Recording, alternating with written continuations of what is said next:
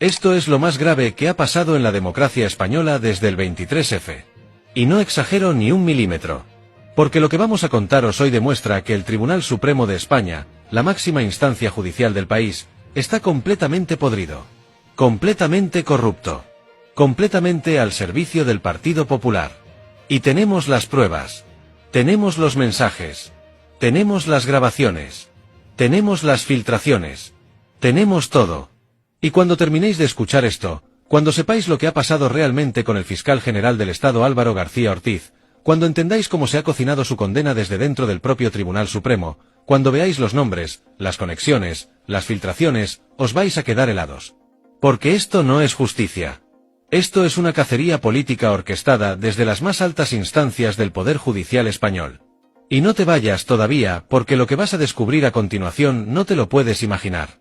Vamos a desmontar pieza por pieza el montaje judicial más escandaloso de la democracia española. Vamos a contarte cómo magistrados del Tribunal Supremo filtraron información reservada de las deliberaciones. Cómo daban cursos cobrando dinero de una de las partes acusadoras mientras deliberaban la condena. Cómo tenían ya decidido el fallo días antes de anunciarlo. Y cómo todo esto forma parte de un plan mucho más grande para controlar la Fiscalía y ponerla al servicio del PP. Pero antes de meternos con el escándalo del Supremo, tenemos que hablar del caso Montoro. Porque aquí está el origen de todo. Aquí está la razón por la que necesitaban cargarse a García Ortiz. Porque García Ortiz no estaba dispuesto a archivar el caso Montoro. Y el caso Montoro es dinamita pura para el Partido Popular. Cristóbal Montoro, exministro de Hacienda del PP, el hombre que durante años controló todas las cuentas de España. El hombre que sabía dónde estaba cada euro. El hombre que tenía información privilegiada sobre todos los casos de corrupción, todos los defraudadores, todos los secretos fiscales del país. Y resulta que Montoro tenía un bufete. Equipo Económico se llamaba. Lo fundó en 2006.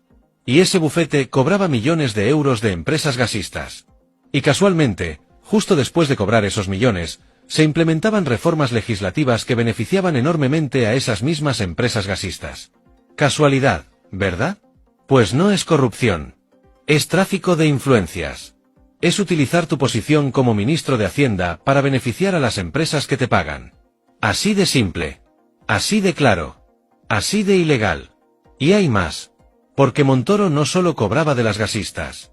Montoro tenía información privilegiada sobre todos los casos importantes. Sabía de las investigaciones de Hacienda sobre Villarejo.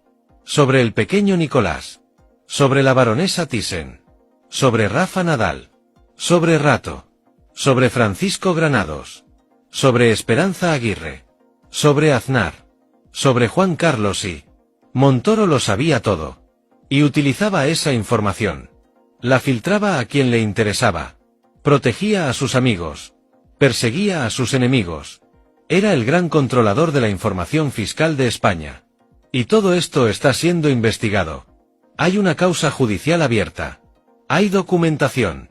Hay cuentas bancarias que analizar. Más de 200 cuentas bancarias del bufete de Montoro que hay que revisar para ver dónde fue ese dinero. Para ver si acabó en manos de cargos públicos del PP, para ver si hubo pagos ilegales.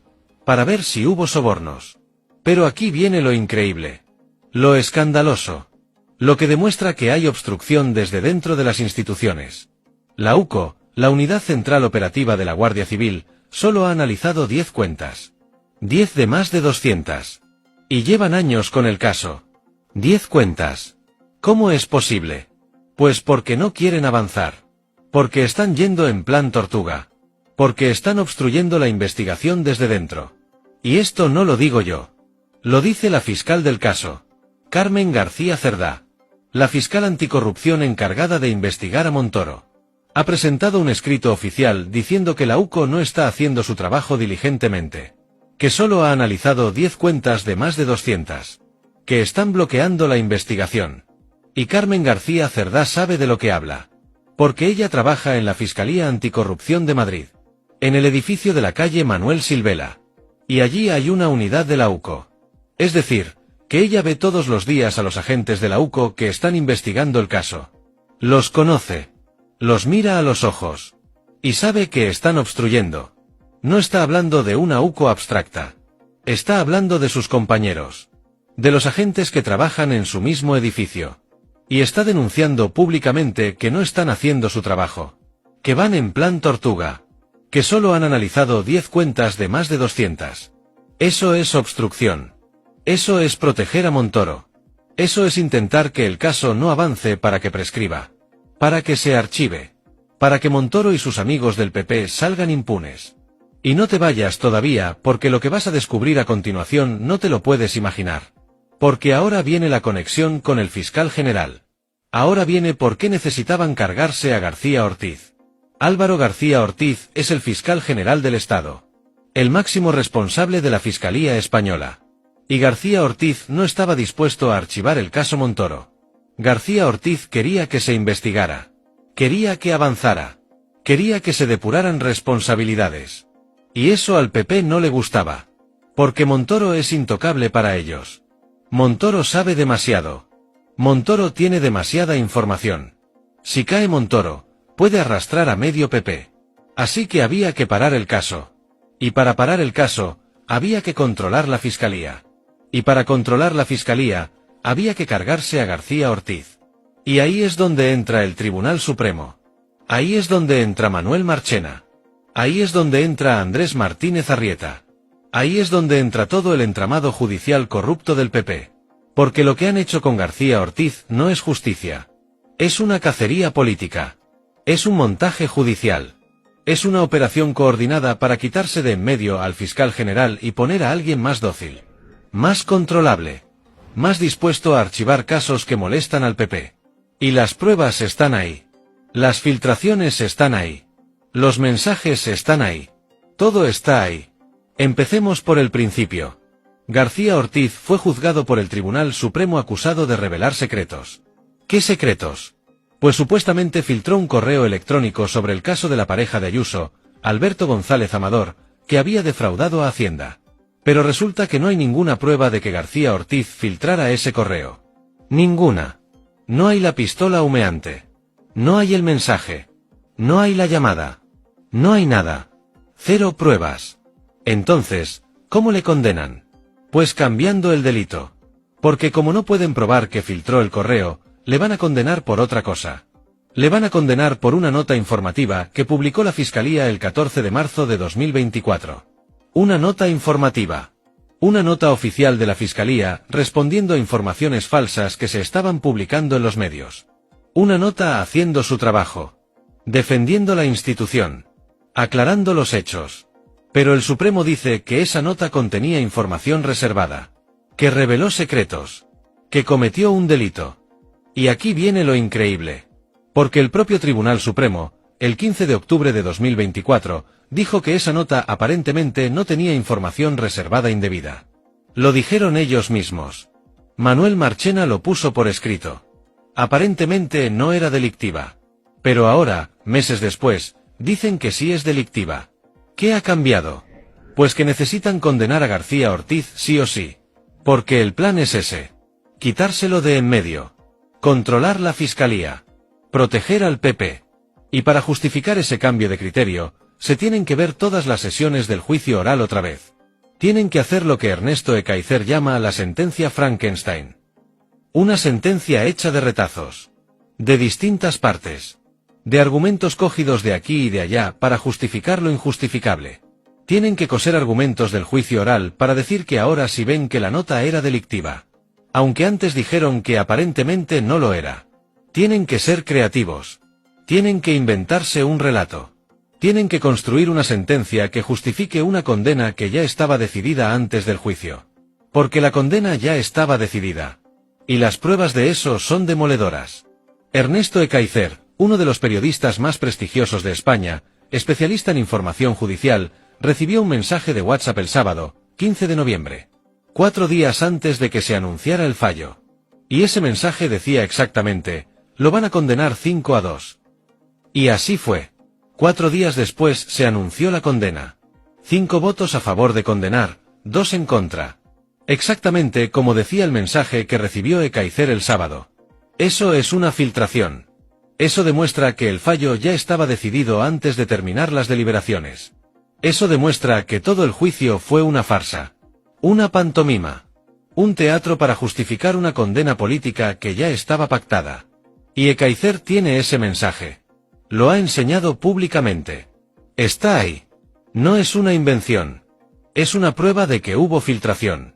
Pero hay más. Mucho más. Porque no solo filtraron el resultado días antes. Es que uno de los magistrados del tribunal, Andrés Martínez Arrieta, presidente de la sala que juzgaba a García Ortiz, filtró información de las deliberaciones mientras estas estaban en curso. Y no te vayas todavía, porque lo que vas a descubrir a continuación no te lo puedes imaginar. Porque Martínez Arrieta, el presidente del tribunal, mientras deliberaban sobre si condenar o no a García Ortiz, estaba dando un curso en el Colegio de Abogados de Madrid. Sí, habéis oído bien. Martínez Arrieta, junto con otros dos magistrados del tribunal, Antonio del Moral y Juan Ramón Verdugo, estaban dando cursos en el Colegio de Abogados de Madrid entre el 17 y el 19 de noviembre. En plenas deliberaciones sobre García Ortiz. El juicio se quedó visto para sentencia el 14 de noviembre. Y la condena se publicó el 20 de noviembre. Entre esas dos fechas, en esos 6 días, 3 de los 7 magistrados que votaron condenar a García Ortiz estaban dando cursos en el Colegio de Abogados de Madrid. ¿Y quién es el Colegio de Abogados de Madrid? Pues una de las partes acusadoras en el juicio contra García Ortiz. El ICAM, el Ilustre Colegio de Abogados de Madrid, fue el primer juzgado en admitir a trámite una querella contra García Ortiz. Fue una de las acusaciones populares más importantes del caso. Pidió 4 años de cárcel para el fiscal general. Y 3 magistrados del tribunal que le juzgaba estaban dando cursos allí, cobrando dinero de ellos, mientras deliberaban si condenarlo o no. Eso es un conflicto de intereses brutal. Eso es incompatible con la imparcialidad judicial. Eso invalida todo el proceso. Porque ¿cómo vas a ser imparcial si estás cobrando de una de las partes acusadoras mientras deliberas? Y Antonio del Moral, uno de esos 3 magistrados, era hasta hace unos meses presidente del Comité de Ética Judicial. El presidente del Comité de Ética. Y no ve ningún problema en dar cursos cobrando dinero de una acusación popular mientras juzga al acusado. ¿Dónde está la ética? ¿Dónde está la imparcialidad? ¿Dónde está la justicia? Pero esperad que aún hay más. Porque Andrés Martínez Arrieta, el presidente de la sala, el día 18 de noviembre, en medio de ese curso que estaba dando en el Colegio de Abogados de Madrid, dijo literalmente que tenía que irse porque se tenía que poner con la sentencia del fiscal general. Lo dijo. Públicamente. En el curso. Delante de la gente. Que él iba a poner la sentencia del fiscal general. Y eso es una filtración gravísima. Porque la ponencia de una sentencia se asigna por turno. Y en este caso, la ponente era la magistrada Susana Polo. Ella era quien tenía que escribir la sentencia. Pero si Martínez Arrieta dice que él va a poner la sentencia, quiere decir que ha habido un cambio de ponente. Y solo hay un cambio de ponente cuando la propuesta de sentencia del ponente original es rechazada por el resto del tribunal. Es decir, Martínez Arrieta estaba revelando que Susana Polo había propuesto absolver a García Ortiz. Que había presentado una sentencia absolutoria. Que no veía pruebas suficientes para condenar. Y que el resto del tribunal había rechazado su propuesta. Eso es información reservada de las deliberaciones. Eso es secreto.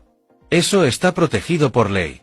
El artículo 233 de la Ley Orgánica del Poder Judicial dice que las deliberaciones son secretas. El artículo 139 del Código Penal dice que revelar esas deliberaciones es delito. Y Martínez Arrieta lo reveló. Públicamente. En un curso del Colegio de Abogados de Madrid. Que era acusación popular contra García Ortiz. 2 días antes de que terminaran las deliberaciones. Es decir, el presidente del tribunal que condenó a García Ortiz por revelar secretos, cometió él mismo un delito de revelación de secretos mucho más grave. Porque filtró información de las deliberaciones de un tribunal. Algo que está expresamente prohibido por ley. La hipocresía. El cinismo. La corrupción. Todo junto. Y además hay una grabación.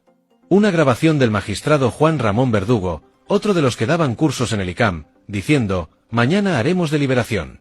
Bueno, si hemos dejado el fin de semana de reflexión para las deliberaciones. Es decir, que ya tenían planeado cuándo iban a deliberar. Que ya estaba todo organizado. Que todo era un teatro. Y luego está el testimonio de Ernesto Ekaizer diciendo que recibió un mensaje el sábado, 15 de noviembre, antes de que se anunciara el fallo, diciendo exactamente que la condena sería 5-2. Y así fue. Todo encaja. Todo demuestra que el juicio fue una farsa. que la condena estaba decidida desde antes, que hubo filtraciones, que hubo irregularidades, que hubo conflictos de interés, que todo el proceso fue un montaje para cargarse al fiscal general. Y no te vayas todavía, porque lo que vas a descubrir a continuación no te lo puedes imaginar. Porque ahora viene la conexión con todo lo demás. Ahora viene por qué todo esto forma parte de un plan mucho más grande. El Comité de los Comunes ha presentado una querella contra Martínez Arrieta por revelación de secretos. Por esa filtración del día 18 de noviembre, cuando dijo que él iba a poner la sentencia del fiscal general. Y esa querella tiene que ser admitida. Tiene que investigarse. Porque hay pruebas. Hay testigos. Hay grabaciones. Está todo documentado. Pero el Supremo seguramente no la admitirá. Porque si la admite, estaría reconociendo que uno de sus magistrados cometió un delito. Estaría reconociendo que todo el juicio contra García Ortiz fue irregular. Estaría reconociendo que la condena es nula. Y no pueden hacer eso. Porque toda la operación se vendría abajo. Porque si cae la condena a García Ortiz, se cae todo el plan.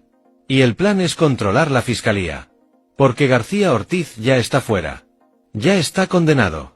Ya no es fiscal general. Ahora llega Teresa Pérez Amato. La nueva fiscal general. Nombrada por el gobierno, sí, pero ya con el mensaje claro, cuidado con lo que haces porque te pueden hacer lo mismo que a García Ortiz. Y mientras tanto, el caso Montoro sigue parado. La UCO solo ha analizado 10 cuentas de más de 200.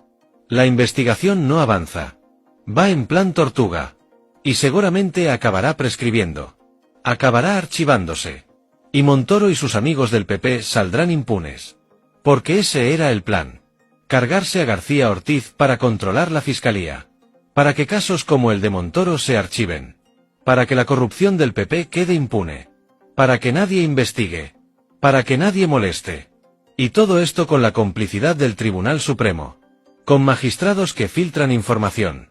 Que cobran de las partes acusadoras. Que deciden condenas antes de los juicios. Que inventan sentencias para justificar lo injustificable. Esto es lo que tenemos en España. Un poder judicial completamente corrupto. Completamente politizado. Completamente al servicio del Partido Popular. Y hay más conexiones. Porque mientras todo esto pasa, en Madrid ha estallado el escándalo del Hospital de Torrejón. Un hospital público de gestión privada. Gestionado por el Grupo Rivera Salud. ¿Y sabéis de dónde viene el Grupo Rivera? De Valencia. De la Ribera Baja. De cuando el PP privatizó 4 hospitales públicos valencianos y se los dio a esta empresa.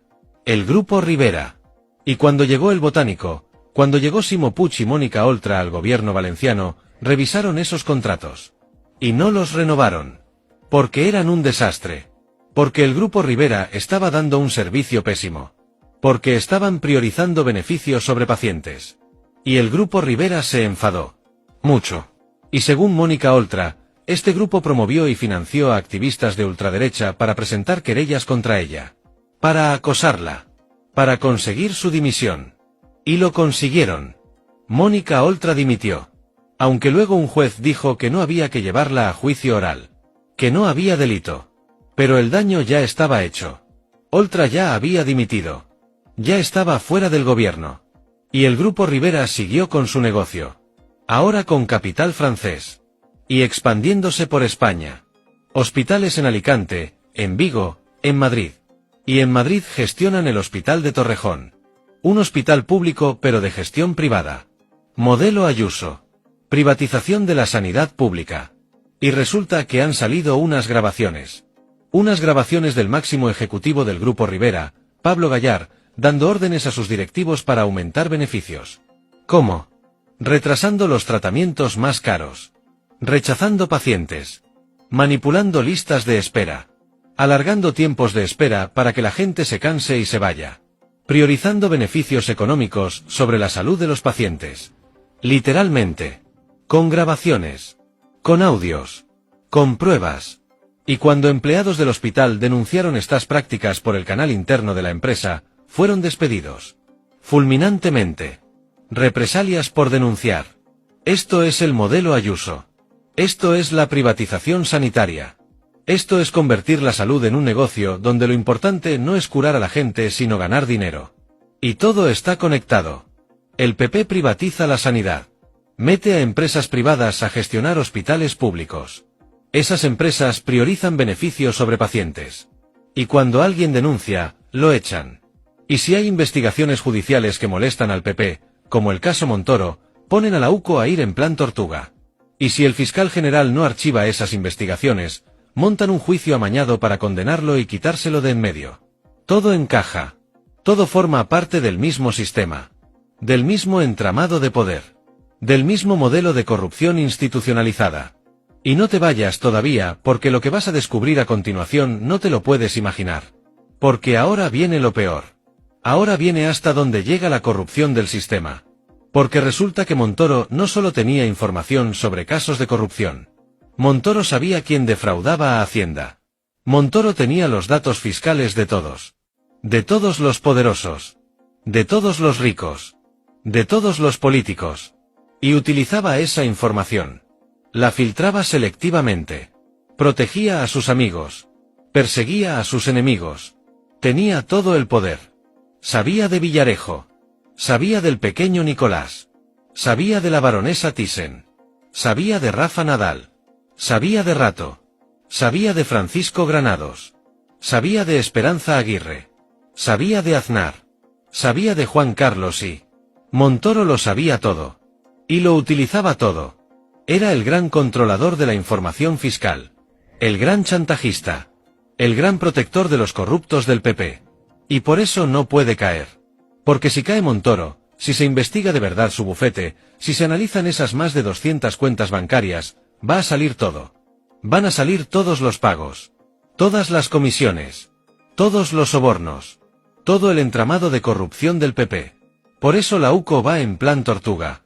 Por eso solo ha analizado 10 cuentas en años. Por eso están obstruyendo la investigación. Porque tienen órdenes de arriba. Porque alguien muy poderoso no quiere que este caso avance. Y por eso necesitaban controlar la fiscalía. Por eso necesitaban cargarse a García Ortiz. Porque mientras García Ortiz estuviera al frente, el caso Montoro no se iba a archivar. Iba a seguir adelante. Iba a investigarse. Pero ahora García Ortiz está fuera. Condenado por un tribunal corrupto. En un juicio amañado. Con magistrados que filtraban información. Que cobraban de las partes acusadoras. Que tenían la condena decidida antes del juicio. Y ahora llega Teresa Pérez Amato. Con el mensaje claro: cuidado con investigar al PP porque te puede pasar lo mismo que a García Ortiz. Ese es el plan. Controlar todos los poderes. El judicial ya lo tienen. El Supremo es suyo. Los magistrados conservadores son mayoría. Y además están completamente politizados. Completamente al servicio del PP. Y ahora quieren la fiscalía. Y la están consiguiendo. Porque aunque Pérez Amato sea nombrada por el gobierno, ya sabe lo que le puede pasar si molesta demasiado. Ya ha visto lo que le hicieron a García Ortiz. Así que probablemente será más cauta. Más prudente. Más dispuesta a archivar casos que molesten. Más controlable. Y mientras tanto, casos como el de Montoro se irán diluyendo. Prescribiendo. Archivando. Y los corruptos del PP seguirán impunes. Seguirán en sus puestos. Seguirán mandando. Seguirán robando. Porque ese es el sistema. Un sistema donde el Poder Judicial está corrupto. Donde los magistrados del Supremo filtran información y cobran de las partes acusadoras. Donde la UCO obstruye investigaciones contra el PP, donde la Fiscalía está amenazada y controlada. Donde los hospitales públicos se privatizan y se convierten en negocios que priorizan beneficios sobre pacientes. Todo está podrido. Todo está corrupto. Todo está al servicio del PP y de los poderosos. Y la gente tiene que saberlo. La gente tiene que entender lo que está pasando. Porque esto no es democracia. Esto no es Estado de Derecho. Esto no es justicia. Esto es un régimen. Un régimen donde los poderosos hacen lo que quieren y salen impunes. Donde los que denuncian son perseguidos y condenados. Donde los que roban son protegidos y premiados. Y tenemos que pararlo. Tenemos que denunciarlo. Tenemos que exigir que se depuren responsabilidades. Martínez Arrieta tiene que dimitir. Tiene que ser investigado por revelar secretos de las deliberaciones. Tiene que responder por sus actos. Los otros 2 magistrados que daban cursos cobrando del ICAM mientras deliberaban tienen que explicarse. Tienen que justificar ese conflicto de intereses. Tienen que dimitir. El juicio a García Ortiz tiene que anularse. Porque fue un juicio amañado. Con filtraciones. Con irregularidades. Con magistrados parciales. Con condena decidida de antemano. El caso Montoro tiene que avanzar. La UCO tiene que analizar las más de 200 cuentas bancarias. Tiene que investigarse de verdad. Tienen que depurarse responsabilidades. Tiene que ir a juicio. Y tiene que haber condenas. El Hospital de Torrejón tiene que volver a la gestión pública. El Grupo Rivera tiene que ser expulsado. Y tiene que investigarse si en otros hospitales de gestión privada pasa lo mismo. Si es una práctica generalizada, priorizar beneficios sobre pacientes. Todo esto tiene que cambiar. Porque lo que tenemos ahora no es aceptable. No es tolerable. No es democrático. Tenemos un poder judicial corrupto que fabrica sentencias políticas. Tenemos una policía que obstruye investigaciones contra el PP, tenemos una sanidad privatizada donde se deja morir a la gente por ahorrar costes. Tenemos un sistema completamente podrido. Y o lo cambiamos o esto va a ir a peor. Porque cada vez serán más descarados. Cada vez tendrán más poder. Cada vez será más difícil pararlos. Así que hay que actuar ahora. Hay que denunciar. Hay que movilizarse. Hay que exigir justicia real. Democracia real. Estado de Derecho real. Porque lo que tenemos ahora es una farsa. Una mentira. Una dictadura judicial disfrazada de democracia. Y todos los datos están ahí. Todas las pruebas están ahí. El mensaje de WhatsApp a Ekaizer días antes del fallo. La filtración de Martínez Arrieta sobre la ponencia. Los cursos en el ICAM cobrando de una parte acusadora. Las 10 cuentas analizadas de más de 200 en el caso Montoro. Las grabaciones del Grupo Rivera ordenando rechazar pacientes. Todo está ahí. No es conspiración. No es invención. Son hechos. Son pruebas. Son documentos. Y la gente tiene que saberlo. Tiene que entenderlo. Tiene que indignarse. Y tiene que exigir que esto cambie. Porque si no lo hacemos nosotros, nadie lo va a hacer. Porque los medios de comunicación del régimen no lo van a contar. Porque el PP va a seguir negándolo. Porque el Supremo va a seguir encubriéndolo. Somos nosotros. La gente. Los que tenemos que alzar la voz. Los que tenemos que exigir justicia. Los que tenemos que parar este desastre. Y yo voy a seguir aquí. Contándolo. Denunciándolo. Visibilizándolo. Hasta que haya justicia. Hasta que caigan los responsables. Hasta que el sistema cambie. Porque esto no puede seguir así. No podemos permitir que un puñado de magistrados corruptos controlen el poder judicial. No podemos permitir que el PP siga robando y saliendo impune. No podemos permitir que se privatice la sanidad y se deje morir a la gente por beneficios económicos. Esto tiene que cambiar. Y tiene que cambiar ya. Porque cada día que pasa es un día más de impunidad. Un día más de corrupción. Un día más de injusticia. Así que estad atentos. Porque esto no se acaba aquí. Porque van a seguir saliendo cosas. Porque el caso Montoro va a seguir dando que hablar. Porque el escándalo del Supremo va a seguir creciendo. Porque el Hospital de Torrejón no va a ser el único. Todo está conectado. Todo forma parte del mismo sistema. Y ese sistema está empezando a agrietarse. A mostrar sus costuras. A revelar su corrupción. Y cuando todo explote, cuando todo salga a la luz, va a ser un terremoto. Va a cambiar todo. Va a caer mucha gente. Y la sociedad española va a tener que decidir qué tipo de país quiere ser. Un país donde la justicia funciona. Donde hay rendición de cuentas. Donde los corruptos van a la cárcel. O un país donde los poderosos hacen lo que quieren. Donde la justicia es una farsa. Donde todo está podrido. Yo lo tengo claro. Y espero que vosotros también. Porque el futuro de la democracia española está en juego. Y todos tenemos que decidir de qué lado estamos.